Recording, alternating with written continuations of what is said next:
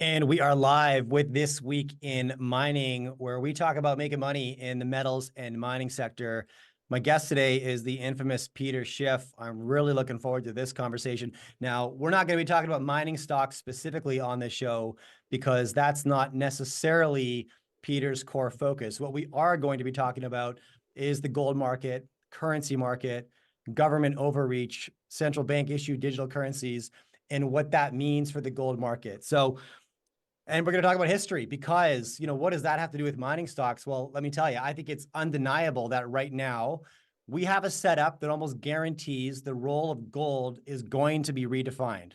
Now, how it's going to be redefined, I'm less clear on, but no matter how that is redefined, it will impact the value of gold mining stocks dramatically. So we're going to jump right in.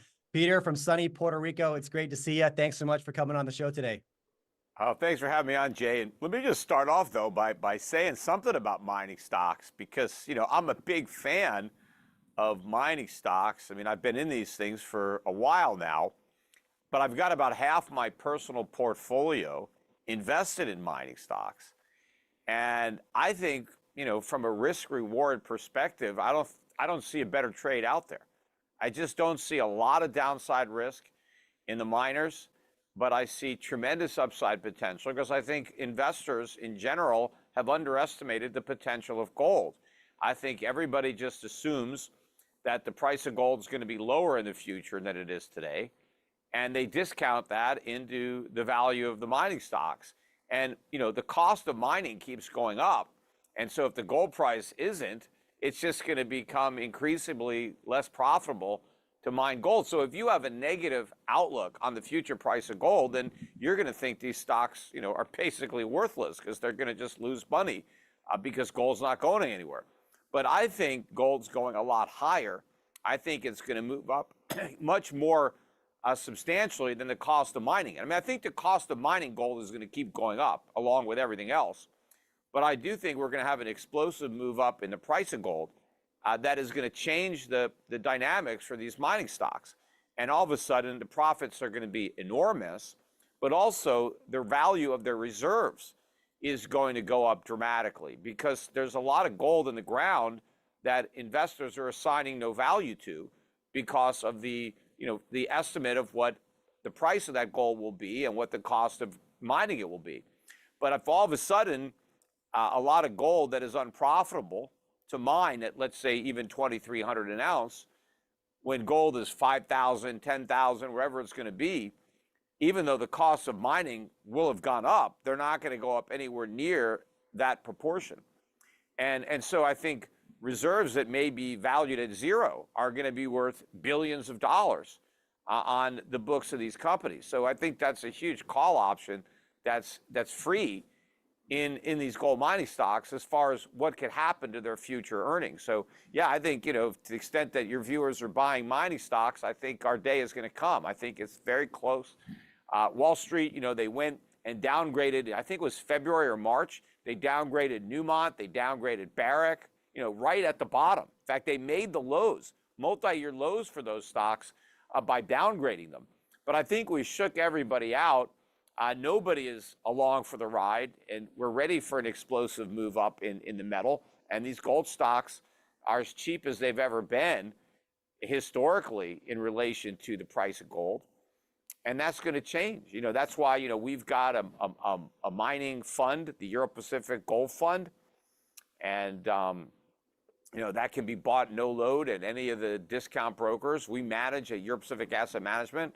We have a strategy that is focused exclusively on mining stocks. Adrian Day manages those strategies. He also manages the fund, the Euro-Pacific Gold Fund. And we have an allocation of gold stocks into our non-gold strategies. We've had that for years because I thought the sector was cheap. In our value strategy, in our dividend payer strategy, these are not gold-specific strategies, but I've incorporated an allocation to that sector into those strategies because of how cheap it is. And obviously our competitors in our space don't have any allocation to these stocks. So to the extent that we do get the move that I think, no one else is going to participate. So we should have some very strong relative outperformance once the gold stocks really start to move. I love that. Now, I want to actually just stick with that for one more question here. Talk to me about your time horizon, Peter, because it's one of the things that a lot of investors overlook. And I think it's one of the most important questions you need to define for yourself. So, I imagine you're not watching the price of anything day over day. Maybe you are, but not obsessively. Tell me if I'm wrong. But walk me through your time horizon specific to gold mining stocks right now. Well, it's hard to say, exactly, when, but I think we're getting close to the point where people are going to come to a very rude awakening about reality. We're going to get to the point where inflation is moving considerably higher while all the economic data is pointing towards recession. I think we're already headed in that direction. I think the data already is consistent with stagflation, but people are still holding on to hope that that's not going to happen, that's a worst case scenario that we'll likely avoid. But when the markets have to come to terms with that is where we are, and inflation is going to get much stronger as the economy weakens and enters officially recession. If we're not already there, they have to acknowledge that. And then the Fed has to choose. And it's going to be at that point where it's damned if it does and damned if it doesn't. But it's going to have to make a choice, a very unpopular choice. Does it fight inflation, which means much higher rates than the rates we have now? The rates we have now are not high enough. So does the Fed hike rates even though there's a recession, and even though the hikes will make this recession worse and potentially cause a massive financial crisis and something far worse than the Great Recession? Will the Fed do that, or will the Fed ignore the inflation problem and try to rescue the economy by creating more inflation? Because that is the only solution that the central bankers have. Every recession is fought by creating inflation. You print more money, you lower interest rates, it's inflation. Now, the Fed has been doing this in an environment where inflation was relatively low, and so they can get away with it. But if they have to do that when inflation is already high and rising, that's it. Then the party's over. People figure out what should have been obvious for a long time. But I think we're very close to that breaking point. And the aha moment, kind of like the cartoon with, the Roadrunner and Wile E. Coyote. Nobody has looked down. Nobody realizes where they're standing. But I think that moment is going to come soon based on everything that's already happening right now in the economy, with the debts, with the deficits, that are skyrocketing right now, the national debt going up almost $1 trillion a quarter. This is unprecedented. We're spending $1.1 trillion a year on interest on the debt, and that number keeps going up. We're spending more on interest on the debt than on national defense, which is a big line item. But by sometime next year, it's going to be $2 trillion. We're going to be spending more on interest than we spend on Social Security and Medicare. I mean, how is that sustainable? And then it's going to keep on growing from there. It's not like it's going to stop.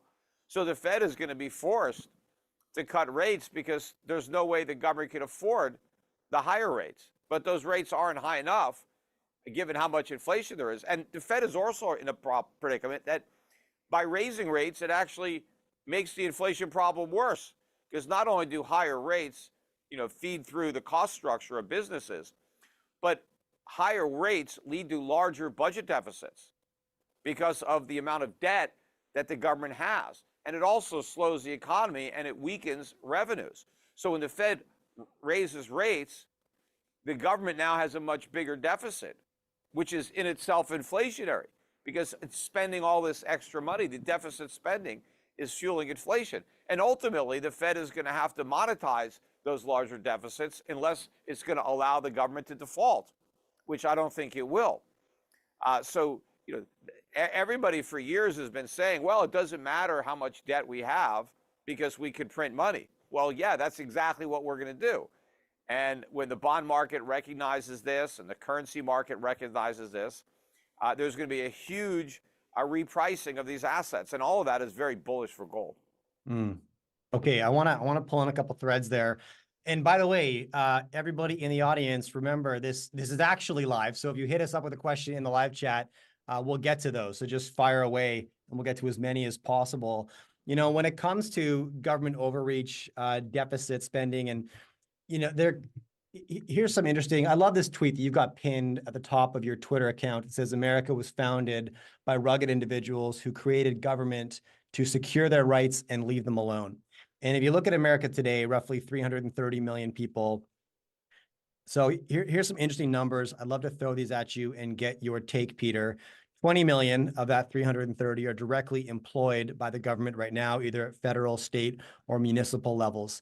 Another 4 million are direct independent contractors who their only sole client is the government. There's another million who received $154 million contracts put out for small businesses by the Biden-Harris administration in 2022. That's another million jobs right there. And then 65 million on Social Security. You know, and I'm not even getting into the medium and large businesses who are employed or kept alive by government contracts. Those numbers are a lot harder to discover. But the point is, it's not hard to paint a picture where nearly half of America is dependent on the United States government for their income. And what kind of liability does that create for the government? And what's your take on that trend? I mean, what do you make of that? Well, it's a disaster, but this is how politicians have been buying votes. You know, once you make the voter dependent on you, they'll keep voting for you. But you have to keep supplying the benefits that they're voting for. But at this point, the people who pay the taxes don't have the ability to finance the people who receive the benefits of the tax payments. And so the government has been increasingly resorting to deficit spending and inflation to meet these commitments. But that's why I'm convinced that we're not going to do the right thing, because the only way to really stop inflation and, you know, to prevent a default without inflation is massive cuts to government spending, which would include Social Security, Medicare, government pensions, but not cuts that some future beneficiary is going to have, where, you know, they talk about, okay, let's cut Social Security for anyone who was born after so-and-so who's going to retire like in 2050, you know, your benefits will be a little lower. They talk about that, but even that they don't do. But I'm not talking about saying that people who retire in 10 or 15 years are going to have to get less. I'm talking about telling the people who are getting Social Security checks right now that those checks are going to get reduced, that you're going to get a smaller check or you're not going to get any check at all, right? There has to be big cuts. But I don't think any politicians are willing to do that. And so what they'll do instead is just print money. They'll have the Fed print money to pay everybody so that nobody has to be told that they're going to get their benefits cut. But then everybody's benefits are cut by inflation because the benefits aren't worth as much, because you can't buy as much. You need a lot more money to buy stuff because we've destroyed the value of the money by printing it in order to honor all the commitments that the U.S. government has made. Then, of course, when we have that horrific inflation, the politicians will blame somebody else for it. Because if they cut spending, well, everybody knows who voted to cut spending, so we're going to blame the people who voted for it. But if they don't vote for any cuts and then they have inflation instead, the politicians can say, well, it's those greedy businesses that are gouging the customers. It's speculators. It's hoarders. It's Arab. It's OPEC. It's Putin over in Russia. He is doing it, right? They can always blame somebody for the inflation, which is why they're going to opt for that choice rather than the more honest and better economic choice of making cuts. Because at least if you cut Social Security, you can cut it in a way that, you know, maybe the rich don't get their Social Security benefits. You can have an asset test. You can have an income test. So you can target it. So people who are really dependent on Social Security, because that's all they got, they can get most of their benefits. But the people who don't really need it, well, you know, you're not going to get it.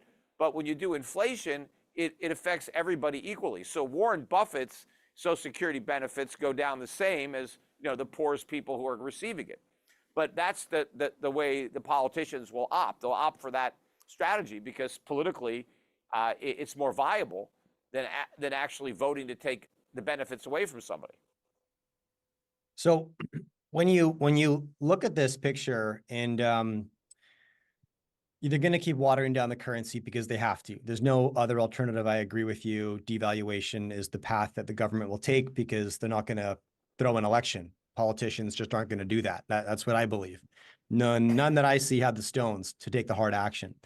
You look at the percent of Americans that are already employed by the government, and that number keeps on climbing, by the way, with this recent, I think it's called the America Climate Corp is the new initiative by Biden, which includes another 20,000 government jobs with very ambiguous job titles, things like campus climate leader, things like this that I don't know if they're actual jobs, but there's 20,000 more jobs coming. This will continue to increase. You have a population that's living on a currency that's rapidly devaluing, dependent on the government for that currency and that employment. And you corner the public to a degree where you've got a lot of leverage. And it's a great opportunity if you want to do something dramatic to the currency. So my question is this the opening? Like if you were to try to force a CBDC on the public, I mean, this is the environment you would want. You'd want a dependent public. You can't hold the cash. I mean, but obviously you have so many people loaded up with debt. Inflation is their only way out, right? To inflate away the debt. But then you wipe out the people who were the recipients of that debt. Mm-hmm. But, the demographics are such now that, the older people are dying off. And if more and more of the voters are young people who are in debt, then inflation will help them. I mean, look at all the people that have student loans. Thanks to the government, so many young people are now, they're not even so young anymore, but they're loaded up with student debt. But of course, now they're also promising debt forgiveness. So first, the government, through guaranteed student loans and direct student loans, makes everybody broke. And now I got to vote for these politicians because that's the only way I'm going to be able to get out of this debt. Because the politicians say, well, vote for me and we'll pass some kind of student loan forgiveness. But the other way that the loans get wiped out is through inflation. Right? If you destroy the value of money, then it's easy to pay off those loans. But you wipe out the baby boom, right? The people who are on Social Security, the people who have savings, government bonds, corporate bonds, muni bonds, cash value in their annuities or their insurance policies, they get wiped out through inflation, right? I mean, there's winners and there's losers. And that's why, I mean, my clients are the ones who would lose to inflation. That's why I'm trying to get them out of dollars and out of paper assets into hard assets, into, good value dividend paying stocks, into precious metals, commodities, things like that, because they're the ones that have the most to lose from inflation. Could you imagine any scenario where there is a confiscation of precious metals as there was in 1934? Well, yeah, I mean, I can imagine all sorts of terrible things. And if the government confiscates precious metals, why wouldn't they confiscate other assets? I mean, why just precious metals? I mean, why not take your stocks? It's a lot easier to get somebody's stocks than their gold, because I got a brokerage account. The government knows where it is. I don't have stock certificates. I have a brokerage account. So the government could just send a letter to my broker, hey, we're confiscating Peter Schiff stocks, right? I mean, to get my gold, they got to come find it. So it's like gold is actually hard to confiscate. Now, if you hold gold through an ETF like GLD, well, they could just go to GLD and say, hey, give us all your gold, right? We're the U.S. government. We're taking all the gold. Now, I mean, I can see why the government would need gold, because it might want to back its currency with gold, back the dollar with more gold. But for them to actually get your gold, if you own it, I mean, because, I have a company, Schiff Gold, where people buy gold from us. But if you go call up Schiff Gold and you buy some physical gold and we ship it to you, we don't send any records to the U.S. government that says, hey, John Smith just bought some gold and here's his address. We don't have to do that. We just ship it out and now you've got it, right? I mean, but even if the government somehow could subpoena Schiff Gold and get our records and find out, hey, who bought gold from you over the last 10 years? And they got our records and they found out that, okay, I bought gold from somebody. Does that mean are they gonna go knock on that person's door and say, hey, we're here to get your gold? I mean, what do you say? Well, I don't have it anymore. It's gone. I lost it. I spent it. I gave it away. I mean, whatever. I mean, how do they know where it is? You know, I got robbed. It got stolen. Well, I buried it somewhere and I forgot where I put it. I mean, what are they going to do? You know, in 1933, when they confiscated gold, they didn't confiscate it. They told Americans to go turn it in. They said, hey, if you've got gold, bring it to us. We'll give you $20 an ounce. They didn't send troops to knock on people's doors and look through their homes and shake them down and try to find their gold. So some people were foolish enough to turn their gold in. And of course, they made it act like it was the patriotic thing to do, right? Because it was a depression. And if you're holding on to your gold, well, you're un-American. You know, you're making the depression worse. So there was a big patriotic move to give everybody your gold. And then, of course, as soon as Roosevelt got everybody's gold, he devalued the dollar, and now the gold was worth $35 an ounce. But the people who didn't turn their gold in had a windfall, because now the gold that they kept was worth $35 an ounce, not 20, right? So they were smart. So, you know, I think that if they tried it again, a lot of people wouldn't turn their gold in.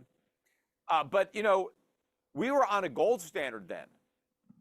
And so they kind of needed the gold to do what they wanted to do, which was a mistake, you know, but today we're not on a gold standard. The gold doesn't limit how much money the government can print. So they can just print all the money they want.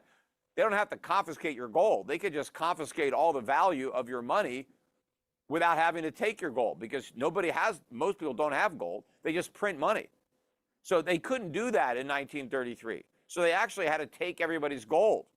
But now, since everybody just uses paper, they don't have to take your paper. They can just print their own. And now all your paper is worth less. So we don't have the same type of reason to confiscate. Now, I know there are some of our competitors, you know, in Schiff Gold, where, you know, they try to tell people, oh, you know, don't buy bullion because that can be confiscated. So buy these numismatic coins, which have a collector value, and then they'll be exempt. That's usually just a way to con you into buying these overpriced coins, because they make a big markup there. It's very unlikely that anything like that is going to happen again. But if the government does start seizing assets, I'd be more worried about my stocks or my real estate, because they know where that is. You can't hide it. I mean, if you own a house and they want to take it, like when the communist governments come in and they just start seizing businesses, they seize assets and the means of production, right? That's easy because it's it's right there. They know exactly where it is. But your gold is very hard to seize. Yeah, incredibly. I mean, that's why I hold physical, for the exact reasons that you just discussed. I don't have it. What are you talking about?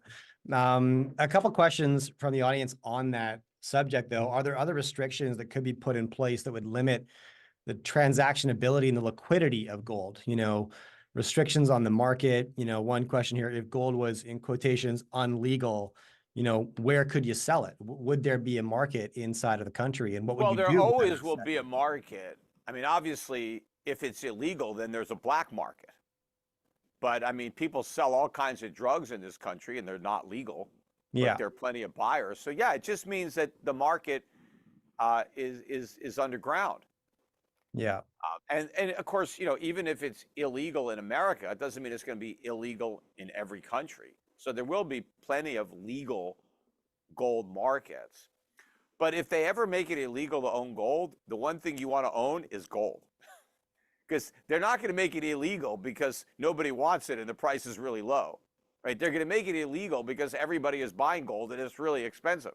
And they're trying to stop people from getting rid of dollars and going into gold. You know, then they could also impose, you know, exchange controls. They could say, look, you can't buy Swiss francs.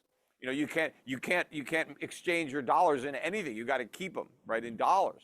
And they try to prevent you from getting rid of the dollar because nobody wants it, because it keeps losing value. So they can do all sorts of things. But if these things happen, it's because gold is much higher in price. And so you're going to be glad that you bought it, you know, while it was still low in price. And I think 2,300, which is where it is now, 2,320, 2,330, I think that's cheap. I think, you know, I used to think, you know, 2,000 was the floor. Now I think it's 2,300. I think that's about as low as it's going to go. I mean, yeah, it's going to dip below 2,300 occasionally, but I don't think it'll stay much below that number. and then it'll go up. And I don't think we're going to see gold below 2,000. I think those days are gone. I mean, it's not impossible. I mean, I couldn't say it's a guarantee that gold will never go below 2,000, but I think it's unlikely at this point that it's going back down there. Right. What do you think about the probability and timeline? I think it's almost an inevitability that we begin transacting in some kind of a central bank issued digital currency, inside of maybe this decade. I don't know if that's a bit too aggressive of a timeline, but what's your take, Peter? Yeah, well, look, the technology is certainly going to be there. And so I would imagine governments will want to go there because it gives them a lot more control over the economy. It gives them a lot more control over the population because we lose a lot of our privacy. And of course, the government is losing money now on like nickels and pennies and, that. And at some point, it's going to lose money just printing. I mean, the dollar can have such a low value that it'll cost more to print one than it's worth when you buy something.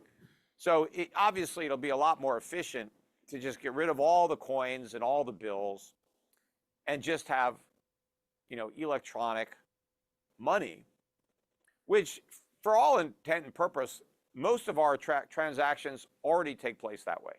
I mean, I rarely use cash anymore, right? Mm-hmm. I mean, so the people who are probably using cash are people who have unreported income because they're working for cash. They're criminals and they don't want the government to know they have the cash. But once they eliminate the ability to have cash, that's a very oppressive situation to be in, because it makes it harder and harder for people to, be under the radar. And as the government raises taxes higher and higher, I mean, by necessity, there are going to be more and more people who try to even illegally avoid it, because if it's starved to death or evade taxes, most people will evade taxes. But it becomes harder and harder to do that if you can't get paid in cash, if you have to get paid in a central bank digital currency, which might mean that we just replace cash with gold or silver, where if you want to be paid in a way that the government doesn't know that you've been paid and they eliminate paper money, well, what are you going to ask for? You can ask for silver.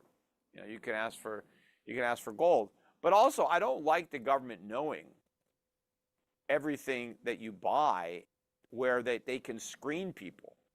And they can build a personal profile of every American in a database, and they know like everything that we do with our money. And when you know how people spend their money, you can develop a pretty good profile of that person, what their politics are, So do you not see that as like a direct inevitability? I tend to, and I don't love it, but I look at the direction of, we're digitizing everything that we can. And if they were to digitize the currency in that way, it would streamline so many of the policies they're already enacting.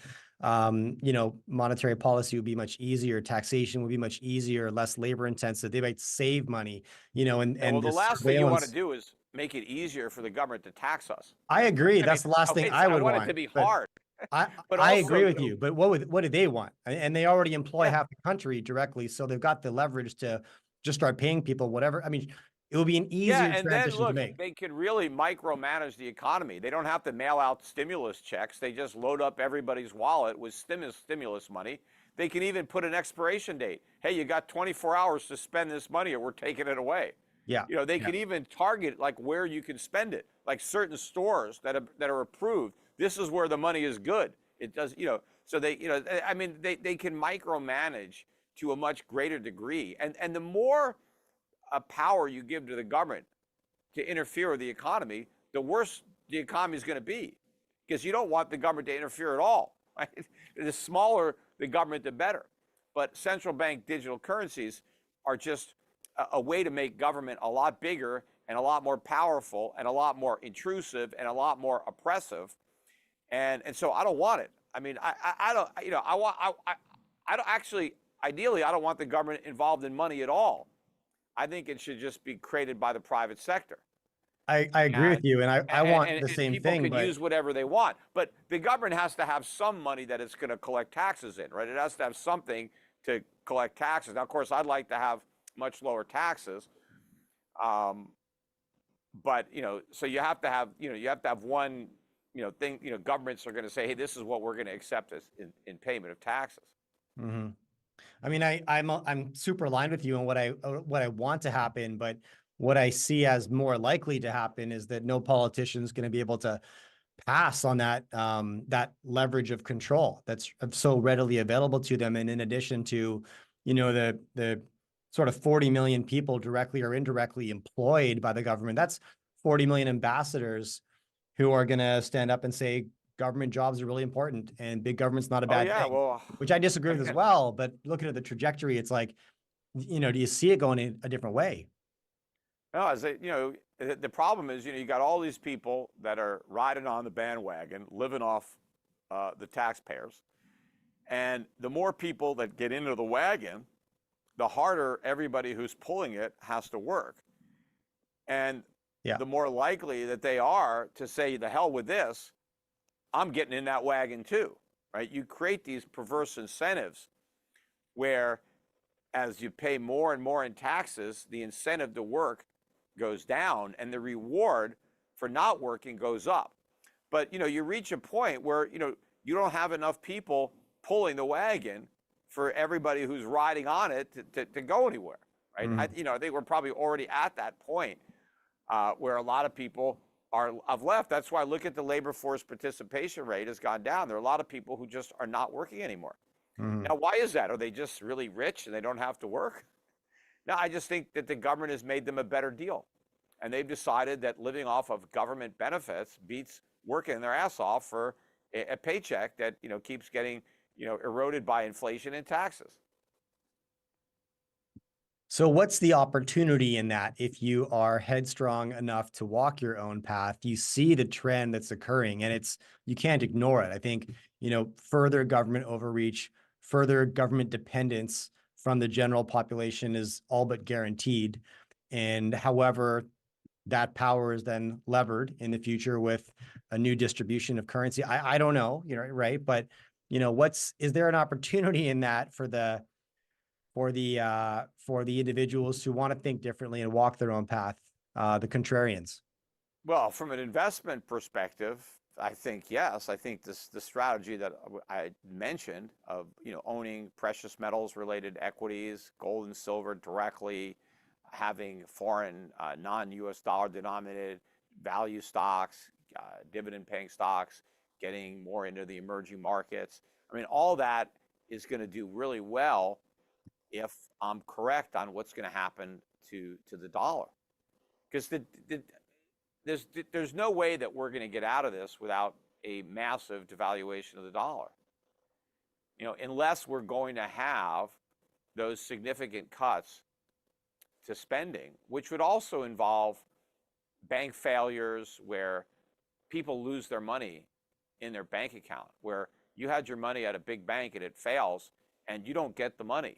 The government says, we promised you the FDIC, but the FDIC doesn't have any money, and the Fed is tightening, and so there's just no bailouts for the banks. So sorry, you've lost your savings, right? Mm-hmm. Mm-hmm. So and the government's going to have to tell holders of U.S. Treasuries, yeah, I know you loaned us this money, but we can't pay you back. We just don't. There's no way we can't do it. We owe too much. We can't afford the interest, let alone the principal. So we have to, restructure. So those are the things that are going to have to happen. But if you don't think any of those things are viable, well, then it's inflation. No, because with inflation, everybody gets paid. Nobody has to lose any money at a bank. Nobody has to lose any money in a bond default. Nobody has to give up any of their Social Security benefits or any of their government pensions. Everybody gets all the money they were promised. The problem is it doesn't buy very much. And nobody ever promised you that. Nobody ever said you could buy anything with your Social Security money. Interestingly enough, this goes way back. My dad, my father, Irwin Schiff, pointed this out in The Biggest Con, but he reproduced a page from the congressional record. And it was William Proxmire, who was the head of the Senate Committee on Money and Banking. This is in the 60s or 70s. And they were talking about Social Security and what to do with it and if they should make cuts or anything. And this is what William Proxmire said. I'm not making this up. It's in the congressional record. He said, look, the United States government has a printing press. He says, and we will use that printing press. He said Social Security benefits will be paid. They may be worthless when the recipients receive them, but they will be paid. And this was 40 years ago, 50 years ago. A senator, a top senator, the head of the banking committee, admitting that Social Security benefits may be worthless when recipients get them. But of course, if the Social Security benefits are worthless, that means the dollar is worthless. That means everything is worthless, because the Social Security check isn't some special coupon, it's dollars. So if the dollars are worthless when the Social Security recipients receive them, they're worthless for everybody who still has them. So politicians knew this a long time ago, but they didn't care. The thing is, now you probably have a lot of politicians who aren't as smart as William Proxmire. They don't understand that this is what's going to happen. He knew. He just didn't care. I know that you retweeted this clip that's gone viral last week. Who was it here? Oh, the economic advisor not understanding, like, yeah, money Jared Bernstein trying to explain effectively stimulus and falling flat on his face. Well, I thought the it was funny a thing parody. was, he didn't even seem to know the difference between when the government borrows money and when it lends money. He kept talking about treasuries, when the government prints money to buy treasuries, as if the government were making loans. No, the government is borrowing that money. The government is the borrower. It issues treasuries as a debtor. He was saying the government is lending the treasuries. No. I mean, the government does make loans, but that's a different mechanism. But of course, yes, it loans out the money it prints, and then it borrows the money. But what he couldn't also articulate to that lady was there is a big difference between legitimately borrowing money and then paying it back is not inflationary, because you're borrowing from the existing stock of money. Now, it may crowd out the private sector, and so it could result in less economic growth to the extent that the government is borrowing money that might otherwise have fueled capital investment. But at least it's borrowing the money that's there, so it takes it out of the economy and then puts it back in, and it doesn't grow the money supply. But when the government just prints money and spends it, that's inflation. It's adding to the supply of money. So the reason that we don't just print money, because the lady asked him, why do we bother borrowing the money that we could just print? And the answer is, well, because we don't want massive inflation. If we just print it, we're going to get lots of inflation. Now, if you don't mind having a lot of inflation, yeah, then we could just do that. We don't. In fact, the government doesn't even need taxes. The government doesn't need to have taxes. The government doesn't need to have borrowing. It could just print money and spend it. But then, money is going to constantly lose value, right? You don't get government for free. You got to pay for it one way or another. And so if they print money and spend it, it's going to cost you. How is it going to cost you? It means whatever money you got is going to buy less. Whatever money you're earning is going to buy less. And the increase in price, that's how you're paying for government spending. And that's why, when people talk about inflation now, and inflation is horrible, inflation's killing me. Every time someone says inflation, just substitute the word government, because it's government that's doing it. Government causes the inflation. So it's not an inflation problem, it's a government problem. That was also my father's book, The Biggest Con. His original name for that book was U.S. Government Public Enemy Number One, and the publishers didn't like that because Gerald Ford made a speech and he said that inflation was public enemy number one. And so my father said, well, if inflation is public enemy number one and the government causes inflation, then the government is public enemy number one, which is true. But the people don't realize that the government is the source of inflation. And Wall Street and academia help fool the public by talking about inflation as if it were rising prices. And they talk about food price inflation, healthcare inflation, housing inflation, right? All this stuff is designed to push the blame for inflation onto the farmers, onto businesses, onto labor unions. All inflation has only one source, and that's government. And that's why there is no food price inflation or healthcare inflation or housing inflation. There's just inflation. Yeah. And inflation makes prices go up. Currency that includes inflation. food. That includes housing. That includes healthcare. Includes everything. Yeah. Yeah. Yeah. That's okay. So question from the audience here. If they're buying into everything you're sharing, they are concerned about the value of the currency they are saving and earning. They want to begin building that lifeboat. Someone here says, if I have no exposure, how could I begin? Say I have $20,000. What would a starter pack, Peter, be? The gold starter Yeah, pack you could you're looking start at? buying some silver and gold. You could, I mean, call up Schiff Gold. If you have $20,000, go to schiffgold.com, talk to the guys there, and you can buy some physical coins, bars. We'll mail them out to you. You know, if you have a larger portfolio and you want to have a more sophisticated, diversified investment portfolio, then you should talk to Euro Pacific Asset Management about separately managed accounts. And you can also look into my mutual funds, which you could do on your own or you could do through our advisors. You know, I have 5 funds in the family that I manage, but they're all designed to protect your wealth from inflation, from a collapse in the dollar, from stagflation, all the bad things that have been looming on the horizon now for a long time, but are now much closer to becoming a reality. These funds were designed with that in mind. What about somebody who's looking at buying physical gold, but they're saying, hey, if I put this cash into miners, I get the exposure to gold plus the leverage that I don't get. Yeah, I mean, there's more risk, but when you buy a gold mining company, you are a partial owner of all the gold that mining company has that's in the ground, right? That's now your gold. That's the asset of the company. So you own gold when you own a gold mining stock. But that gold just hasn't been mined yet. It's still in the ground. And so if you buy a mining stock and it has a bunch of gold in the ground and it's going to cost $2,500 to get it out of the ground and gold is at $2,300, well, you have a bunch of worthless gold because you can't actually pull it out because you'd lose money on every ounce. But if all of a sudden the price of gold is $5,000 and the cost of mining it has only increased to $3,000, well, now that gold is worth $2,000 an ounce.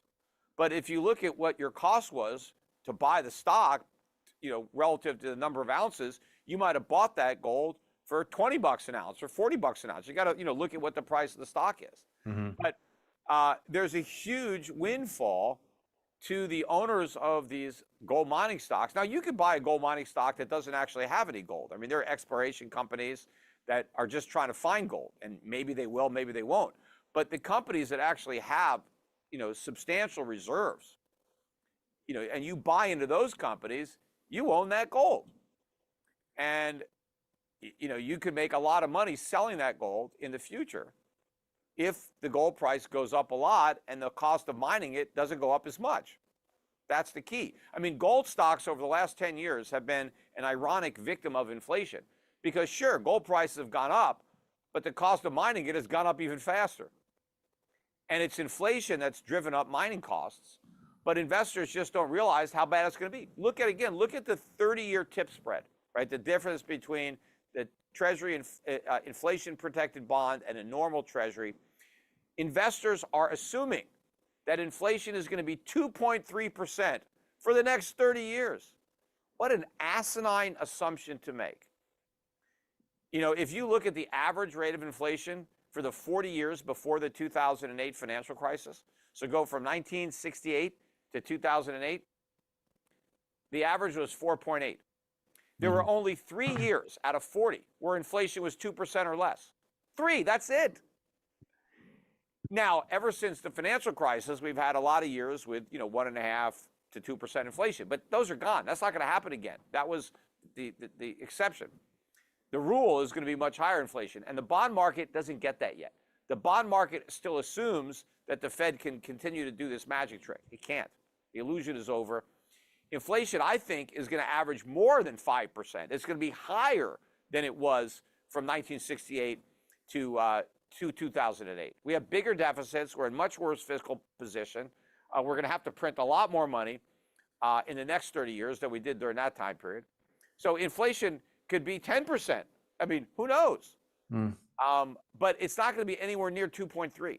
So the bond market is totally mispriced, which means financial assets that are priced off the bond market are completely mispriced. The world is not going to look anything like that. And the question is, when are the prices going to correct? Because I remember, when I was short subprime in 2007, and when the market initially blew up, the bonds that we had shorted didn't even go down for a while. In fact, they were still trading, above par. And it was like, well, why aren't these things going down? I mean, I should have just been shorting more of them. But I was, I was just like, what's going on? What am I missing here?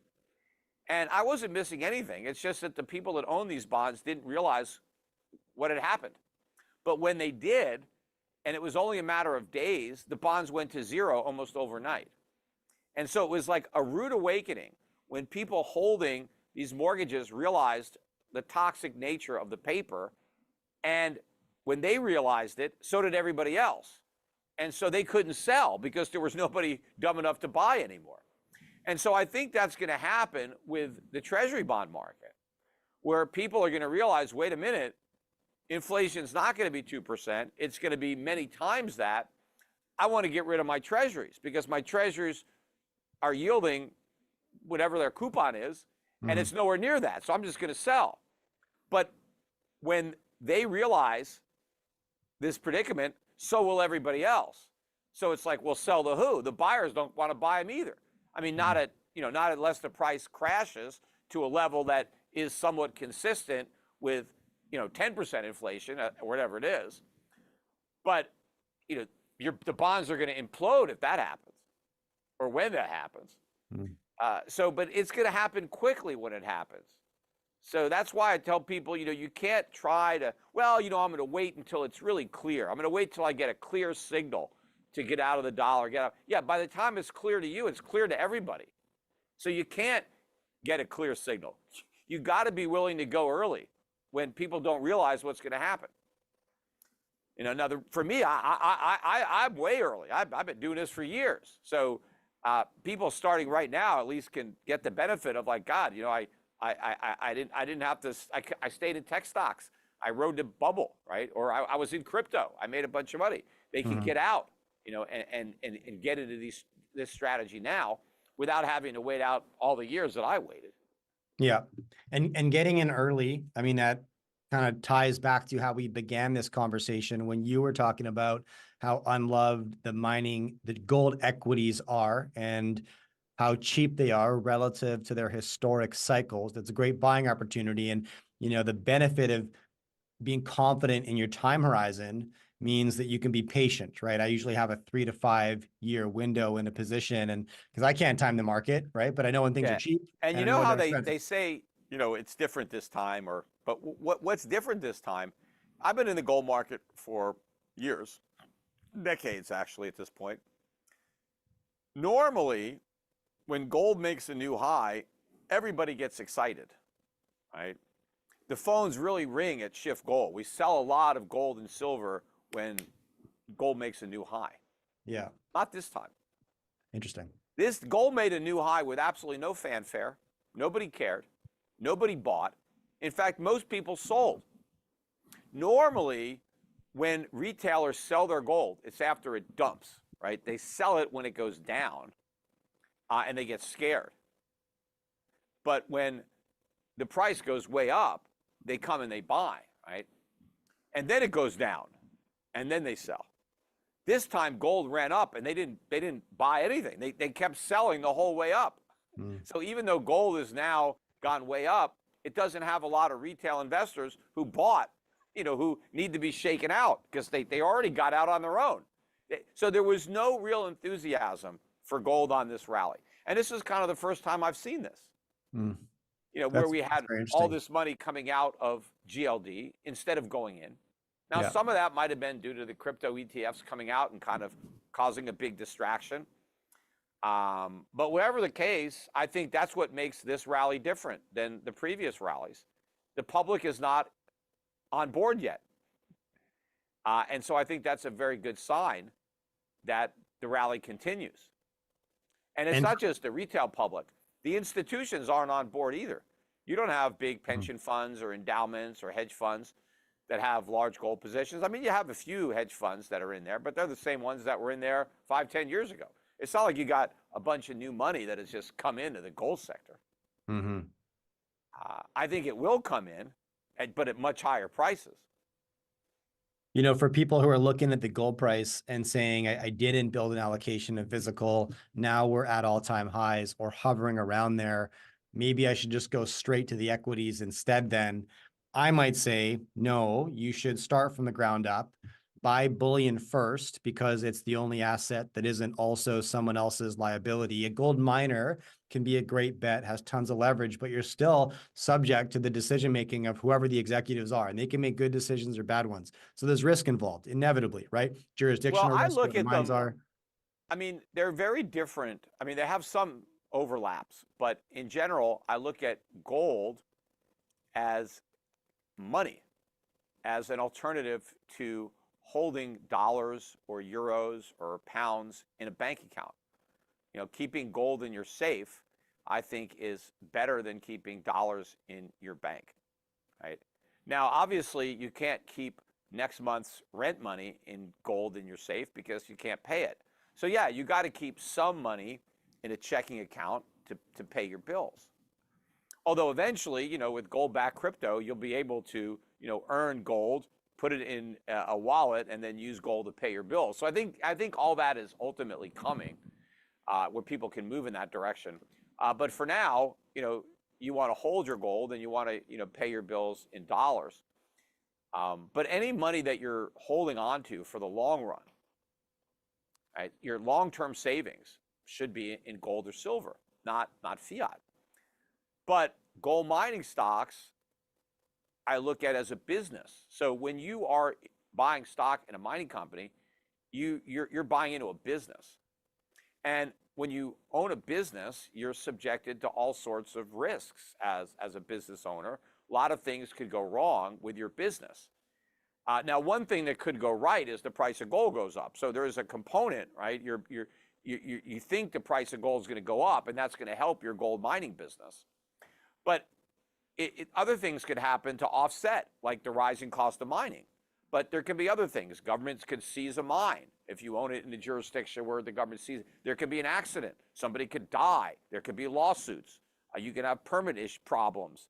You know, and then, you know, you can have, your mine can collapse, you know, and it could take a long time to reopen it. I mean, so a lot of things can go wrong. It's not a riskless business. You know, this is a very difficult physical business, requires a lot of human effort and then a lot of resources, you know, a lot of energy in it. And then, you know, sometimes, you know, you have to take care of the pollution that you might cause in your mine, right? So there's a lot of stuff that has to happen.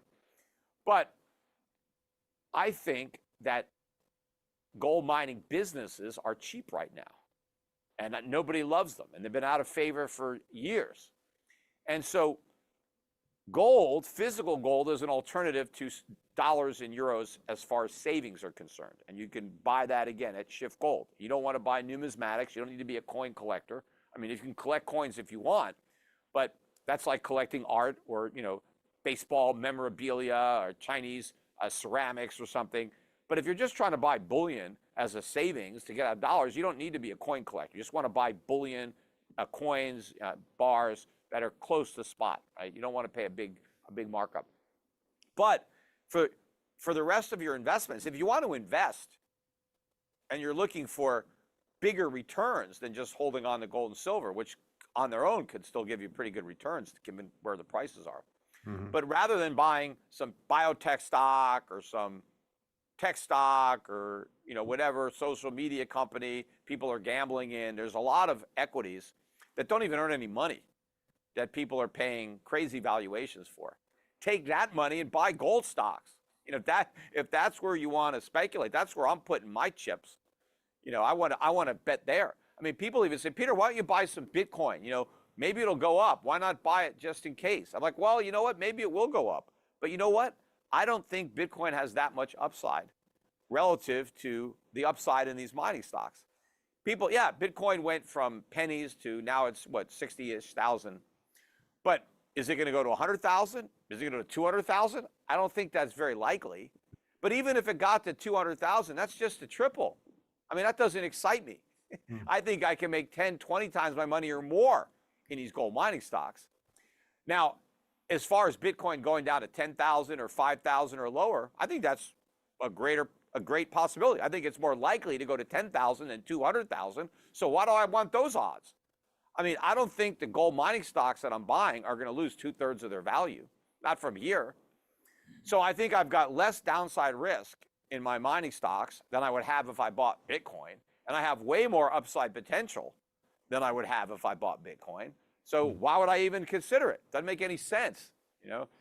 So yeah, I mean, this is where people should be going, I think, with speculative money. I mean, I'm not, you know, there's no guarantees here, but there's risks in everything you do. So you gotta weigh the probabilities and determine which risks you want to take. And as I said, I got half my portfolio in gold mining stocks, so I'm taking a big risk. Now, do I have 100%? No, I don't have 100%. I don't want to go. What if gold stocks crash? I mean, and everything I got went down the drain. So I still have a half my portfolio that's got nothing to do with gold stocks.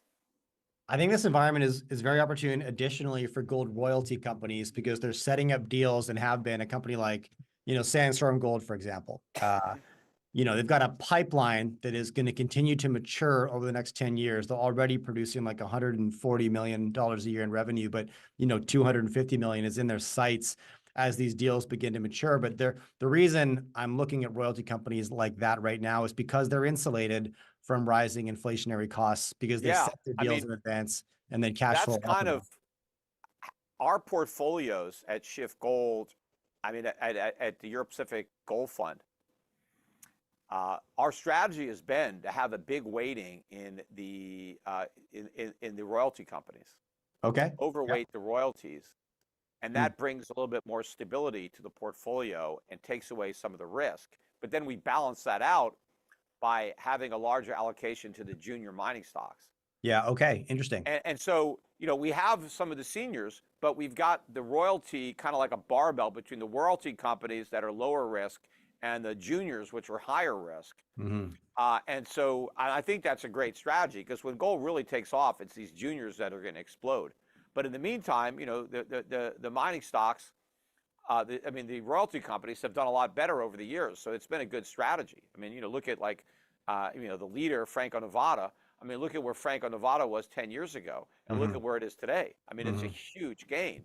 But then look at VRIC and Newmont and all these other stocks. They're lower than they were 10 years ago. Why? Yeah. Because they got killed by rising costs. Yeah. But Franco-Nevada didn't have to deal with the cost. They just got the benefit of the rising price. Now, they would have made even more money had gold prices gone up more relative to cost because the mines would have produced more gold and they would have gotten a bigger royalty check. So they still benefit, right? The royalty companies will benefit from gold prices rising more so that the mines now are incentivized to ramp up production because they're royalties. But if gold were to all of a sudden go to, you know, 5,000 tomorrow and the cost stayed the same, right? The regular mining companies would get a much bigger benefit than the royalty companies. I mean, they would just explode because they've been getting killed by high costs. Yeah. Yeah, there's much more torque for sure in the gold miners and especially in the juniors. But but with our fund, we figure that if that happens, we'll make a lot on these juniors. So that'll make up for the fact that we don't make as much on the royalties. But in the meantime, the royalties have been a good anchor in the portfolio that, you know, the steady eddy. So, but I mean, it's a great business model just to have to deal with just to get the upside and not deal with the downside. And for anybody looking at royalty companies, like what I recommend they do is look at the projected, the projects that are in the pipeline. You can look at current day cash flows and you should, but you want to look at what's projected to move into production, move through the development stage and start producing over the next 5-ish years. This is future cash flow. That's the hidden value. Because if you just look at the earnings of one of these companies, they might not be earning that much money right now because their royalties haven't kicked in yet. Right. But once they kick in, then it's enormous. So that's really what you have to look at, is look at the projects where they have the royalties and see what kind of progress they're making and what, what can be expected. It's not really a current income play. It's what are those assets worth? What are those 100%. royalties worth? And what are the income streams likely to be in the future? And a lot of those royalty companies were very busy over the last 8-9 years when metal prices were super low. Mining companies were really struggling to raise money, which is opportunistic. If you're a cashed out royalty company, you can strike the deals in a bad market, get paid in a hot market with rising metal prices. And it's a great bet. People look at royalty companies, they should think about, I'm really looking at an investment bank model in the gold sector. That's sort of a more logical way to look at those companies. Exactly. Look, Peter, I want to push people your direction here. Thank you for coming on today. And everybody in the audience, thank you for showing up. You got a couple more minutes to hit Peter with a question if you have any. But, people who are looking to build the bullion, build the equity portfolio, Peter, where should we point them today? Well, again, for physical bullion, Schiff Gold, that's my company. And, when I first was working as a stockbroker, at Europe Pacific Capital, I started that company. I didn't sell any gold. And, people always say, Peter, you're just telling people to buy gold because you got a gold business. Well, I was telling people to buy gold years before I had a gold business. I just told people to buy it. But what happened was a lot of people were getting ripped off because they were buying gold from a gold dealer that, pushed them into these overpriced coins because they made a lot of commission selling them. So after I heard a lot of these horror stories about people who bought gold because I advised it, who then got ripped off. So I started my own gold company. So I said, look, go buy it from Schiff Gold. You won't get ripped off, right? Because I won't let anybody rip you off because I have some control over what we charge and the products that we sell. And so if you want to start buying physical gold and silver, just go to our website, schiffgold.com, and call up one of the representatives. Now, in a few weeks, we're launching a new website where people will be able to buy online if they want to buy online and not talk to a person. We haven't had that. We've always had this direct relationship, and that will continue. So if you prefer to work with a human being who can help you make the decision as to what to buy, then they'll still be there. But for people who just want to go online at 3 in the morning and buy right then, we'll have that capability too, where people can do that. But just go to schiffgold.com and call the number and talk to one of the specialists. But again, if you want to build a mining stock portfolio, you could do it yourself. You can buy my gold fund, Europe Pacific Gold Fund that Adrian Day manages. You can buy it no load if you make sure you get the no load. We have a load and a no load version. I mean, if you're working with a broker and he helps you pick out the fund, then you pay the load because that's how the stockbroker gets paid. But if you're just going to go and buy my fund because you heard this interview and you have an account at Schwab or Fidelity, just buy the no load. You don't have to pay the load. But also you can go directly to Europe Pacific Asset Management and you can set up an account with us directly and we can manage a portfolio for you without you having to be in a fund. You can have your own separately managed account where we just buy the stocks for you and manage the portfolio. And for some people that's better, especially if you're a larger investor. That's going to be better for you fee-wise and flexibility-wise than just buying the fund. But, if you got $5,000 or $10,000, then, the fund is the option because we can't afford to manage that account. It's too small. Yeah. But talk to the reps at Europe Pacific Asset Management, and they can tell you whether you're better off buying our fund or whether you're better off setting up a managed account. And then we have other managed accounts. Remember, I said half my portfolio is in gold stocks. Well, the other half is in, traditional value dividend paying stocks. And we have strategies that focus on those type of stocks as well. Americans are really just in a casino here, just like buying overpriced stocks because they're going up. But we want to, evaluate these stocks as businesses, the way Warren Buffett is going to look at a business. But I'm also looking at it, understanding what's going to happen to the U.S. economy, what's going to happen to the dollar. And so that is also going to impact what I believe a lot of these businesses are ultimately going to be worth. One question from the audience here. Do you sell internationally or only inside the U.S.? I think it's relating to both. It depends on your country. So we manage a lot of portfolios for people who don't live in America. So it's a country by country basis, depending on the rules of the country and what kind of exemptions they have to allow foreign asset managers. So the best thing is just you call up and you talk to the rep about where you live and whether or not we can manage it. But for the mutual funds, you pretty much have to be in the U.S. to buy the mutual funds. Yeah. Okay. Eventually, we were trying to get Canadian launched. I mean, we actually were in Canada for a while, and the regulatory cost was so high that we're basically pulling out because it's like, it's not worth it. I mean, after last, they're just so draconian. They're worse than the U.S. No shocker. No shocker here, man. It took me a long time to get registered in Canada. I wanted, and now it's like, done. I got to get out of there because it's costing me so much money. I'm losing money on the accounts I'm managing because of how expensive it is to comply with the regulations. And it's not like I would rip anybody off. I mean, nobody has to worry about. I'm not gonna, I mean, I'm gonna take care of everybody's account and do the best job that I can. And if people decide they want to do business with me, I don't think they give a damn whether or not IROC is approving of what I'm doing. I mean, it's a free market. You can make a decision. You could decide for yourself. You don't need to be babysat by a government. No, ideally not. Look, I really appreciate your time today, Peter. It's always fun having you on. Great conversation. Everybody in the audience, thank you for stopping by today. I appreciate you guys. This is a new show we launched a month and a half ago, and we are live every Wednesday right here, 2 p.m. Pacific, 5 p.m. Eastern. Stop by, new guests every week. We're going to talk about making money in the metals and mining sector. Peter, thanks again, man. It was a blast chatting with you. Oh, most important question. Are you going to be at the Vancouver Resource Investment Conference in January? Well, we talked about that, as I said, if I somehow could work it in with a ski vacation around winter break for the kids, I might do it. But if I just get back to Puerto Rico, they hop on a plane and get all the way out to Vancouver. It's a long trip. It is.